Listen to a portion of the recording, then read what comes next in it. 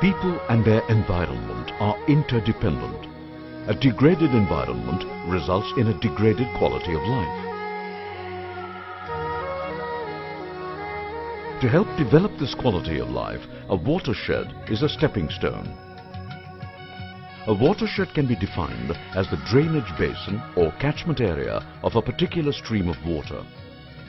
Watershed development refers to the conservation, regeneration and the judicious use of all the resources, natural as well as human.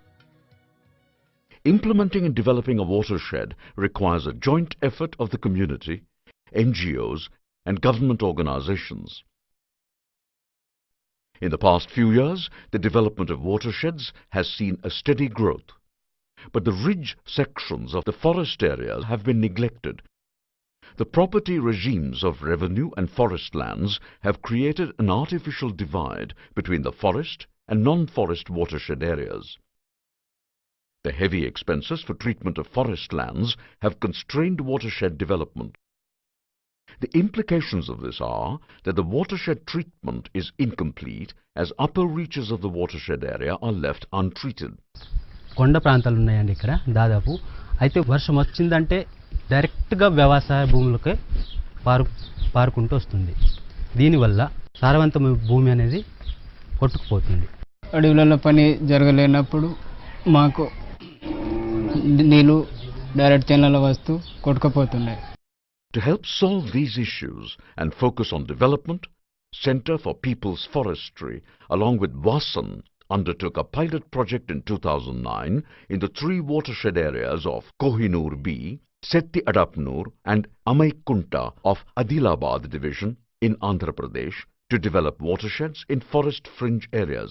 Watershed లో ఎత్తైన ప్రదేశం forest లో గనుక పనులు జరగకపోతే watershed లో వ్యాలీ పొజిషన్ లో ఉన్నటువంటి రెవెన్యూ ల్యాండ్స్ లో వాటర్షెడ్ వర్క్స్ జరిగినా కూడా డిస్టర్బెన్స్ అవుతాయి. కాబట్టి సమస్యను సిపిఎఫ్ 2009లో గుర్తించి interface with watersheds in forest fringe village అనే ప్రాజెక్టు చేస్తున్నాము. The success of the pilot project was achieved by conducting collaborative meetings with Forest Department, NABARD, Rural Development, Agriculture Department, Animal Husbandry, NGOs and the community. ఈ pilot water షెడ్లోని forest ఏరియాను గుర్తించి మొదటగా మేము local NGO Vasan CPF ద్వారా విడబ్ల్యూడిసి VSS మీటింగ్ని జాయింట్గా ఏర్పాటు చేసి దానిలోని భూములలో ఏ విధమైన వాటర్ షెడ్ పనులు అమలు జరుగుతున్నాయో అదే రకమైన పనులు మన అడవుల్లో జరగాలని ఆ మీటింగ్లో చర్చించుకోవడం జరిగింది.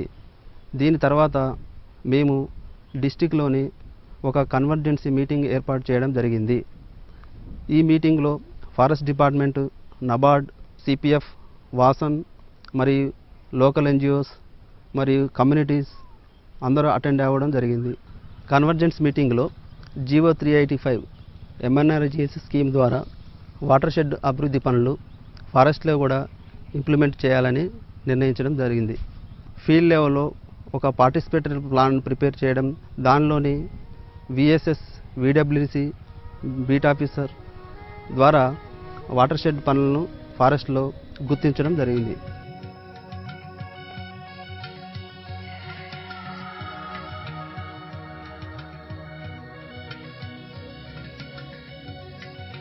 ప్రతి లెవెల్లో క్షేత్రస్థాయిలోని, జిల్లా స్థాయిలోని, రాష్ట్ర స్థాయిలోని కూడా ఈ పని చేస్తున్న అన్ని సంస్థలు, ఎన్జిఓ కానీ, government agency, rural development staff, forest department, water shed కమిటీలు, వన సంరక్షణ సమితిలు అందరూ కూడా ఒకరితో ఒకరు కలిసి పనిచేస్తే ఈ కార్యక్రమం ముందుకు తీసుకెళ్ళడానికి వీలవుతుందని, ప్రతి దగ్గర ఎటువంటి రివ్యూ మనం చేయాలి, దాన్ని మానిటరింగ్ ఎలా చేయాలి అనే ప్రాసెసెస్ అన్నీ కూడా అందరూ కలిసి చర్చించి నిర్ణయించడం జరిగింది. Developing watershed projects in the ridge portion is important as they are highly beneficial. The agricultural lands turn out to be more fertile, the groundwater levels increase, and they help the general ecosystem. ఎక్కడైతే అటవీ ప్రాంతాల్లో భూమి మరియు నీరు భూసార పరిరక్షణ కార్యక్రమాలు చేశారో వాటికి దిగువ ఉన్నటువంటి వ్యవసాయ భూముల్లో బోరుల్లో కానీ బావుల్లో కానీ నీటి స్థాయి పెరగడము, అంతేకాకుండా వారు గతంలో కేవలం ఒక పంట కూడా సరిగా పండించలేని పరిస్థితుల నుంచి ఇప్పుడు 2 పంటలు కూడా పండించేటువంటి పరిస్థితులకి రావడం జరిగింది. ఇటువంటి పద్ధతుల్లో మనము భూమి మరియు నీటి సంరక్షణ కార్యక్రమాలు చేసినట్టయితే ప్రజల యొక్క జీవన స్థితిగతులు మెరుగుపడడానికి అనేక రకాలుగా ఉపయోగపడుతుంది. ఇప్పుడు మనకు పనులు జరుగుతున్నాయి వాటర్ సైడ్లో, దాంట్లో మనకు నీళ్ళు ఆగుతున్నాయి. మేము చేనులకు కూడా ఉత్పత్తి బాగా పెరుగుతున్నది. మేము 2వ పంట కూడా తీస్తున్నాం. पतलका मिट्टी के नाली काटतो कुंटा बंड कटा वाटतो ते अदू ये राप से बाबूकने के वाता तो मला वाटर हाइट न बेहेंकी काम वाती के मला के नाली काटतो कुंटा काटतो बंड कटा वाटतो इंदके मावा बाबूकने ये राप से वाता ఇందుకే మాల్దున్ చొకొడమంత మా మాల్గి చొకొడ దిశ అంత పంట ಮೊದಲು ಬೆಹೆ ಬತ್ತಂದೆ ಪಿರುವಾಗ ಪೊಚ್ಚಿ ಹೊಡಿಂದು ಪಂಟಗೆ ಬೀಜಗೆ ಒಂದು ಬೀಜ ಹೋಸಿ ಸ್ವಲ್ಪ ಬೂಡೆ ಹೊಡಿಂದು ಹಿಂಗೆ ಕಟ್ಟಬಾರ್ದ ಕಾಳಕಿ ಬೀಜ ಉಂಡೆ ಮನ ಅಂತ ಮಾಲುಂಡೆ ಜರ ರಸೂರು ತೇದ ಅಂತ ಜರ ಸೇನ್ಗೆ ಜರ ಚೊಕೊಡ ಸುಟ್ಕಿ ಅಂತ ಕಟ ಮಾಡ್ದ ಕಾಳಕಿ రెండు పంట పైస అంత రబీ పంట ఉండే పైస అంత మళ్ళీ ఇంకే పునస పంట ఉండే ఎక్కితే మళ్ళీ కాపుస్ జొన్న తూరి నెరడ పెసల్ మక్కెంగెరే 2-3 పంటగా అంత ఇంకా జరేసి ఒక టమాటా కాదు లాభం అంతా. అడవి ప్రాంతం నుంచి చేస్తూ వస్తేనే కింద భూమి మనకు లాభం అవుతున్నాయి, పంటలు కూడా బాగా వస్తాయి. అందుకోసమే అడవి ప్రాంతం నుంచి కింది భాగం దాకా చేస్తాం. ఫారెస్ట్ వాళ్ళు వాటర్ సైడ్ వాళ్ళు ఇప్పుడు కలిసి ఇప్పుడు పని చేస్తున్నారు. ఒకరికొకరు చూసుకొని ఇప్పుడు కింద చేను వాళ్ళు కూడా ఇప్పుడు మంచిగా దిగుబడి వస్తున్నాయి, 2 పంటలు వెళ్తున్నాయి.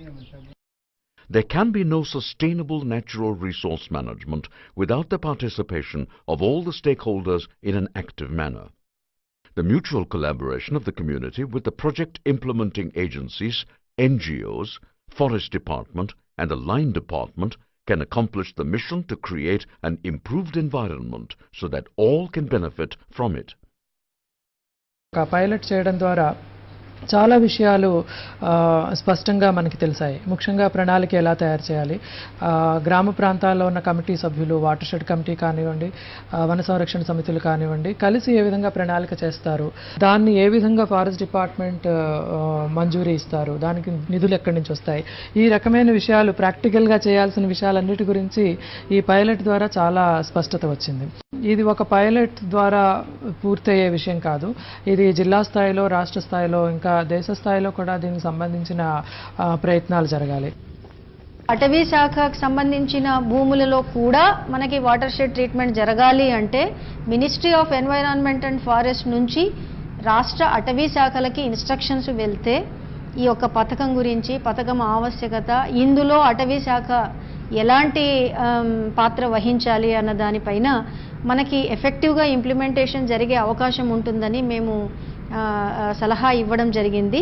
కొన్ని చోట్ల అటవీ శాఖ నుంచి వారు ముందుకు రాకపోవచ్చు, సంబంధిత మినిస్ట్రీ నుంచి ఇన్స్ట్రక్షన్స్ వెళ్తే వారు ప్రోయాక్టివ్గా మనతో కలిసి పనిచేయడానికి అవకాశం ఉంటుందనే ఉద్దేశంతో అలా చెప్పడం జరిగింది. అలాగే మినిస్ట్రీ ఆఫ్ రూరల్ డెవలప్మెంట్లోని ఈ 2 డిపార్ట్మెంట్స్ మధ్య కూడా సమన్వయ లోపం లేకుండా చూసుకోవాల్సిన అవసరం ఉంది. ఎందుకంటే అటవీ ప్రాంతం మొత్తం ట్రీట్మెంట్ చేయాలంటే మనకు ఐడబ్ల్యూఎంపీ నిధులు సరిపోవు, దానికి ఎన్ఆర్ఈజీఎస్ నిధులపైన ఆధారపడాల్సిన అవసరం ఉంది. అటవీ శాఖ దగ్గర కూడా పూర్తిగా సరిపడా నిధులు లేకపోవచ్చు. కనుక చాలా సమన్వయంతో ఈ నిధులు ఒకటి, పాలసీ ఒకటి, 2 ముఖ్యం. పాలసీ అనేది మనము ఏర్పాటు చేసుకుంటే, ఒక స్ట్రాటజీ అనుకుంటే, నిధులు సంబంధిత డిపార్ట్మెంట్స్లోని వివిధ పథకాల నుంచి పూల్ చేసుకుని దాన్ని ముందుకు తీసుకోవాల్సిన అవసరం ఉంటుందండి. It is essential to implement a concrete treatment plan to avoid negative impacts on the environment and human habitation.